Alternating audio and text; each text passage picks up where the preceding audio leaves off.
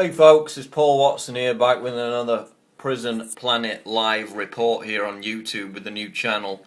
Thanks for all your support so far. We got number 6 on the list of most subscribed channels for this week, so we're certainly starting to make some waves pretty quickly.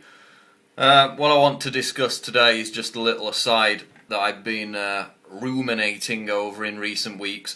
I've been reading this book which was put out by the two Guardian journalists regarding Julian Assange and Wikileaks, Inside Julian Assange's War on Secrecy, by David Ley and Luke Harding, who are the two Guardian journalists that worked with Assange to release all the cables.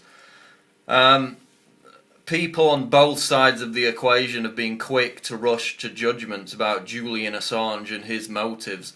On the one side, you've got a whole army of people who just instantly see any criticism of him as an example of a smear launched by his enemies, and there are people who are so eager to fall at his feet and worship him that they can't even see beyond that point into questioning his motives. Whereas on the flip side, there are other people who've immediately again rushed to judgment and denounced Assange as this secret agent insider that's putting out false information.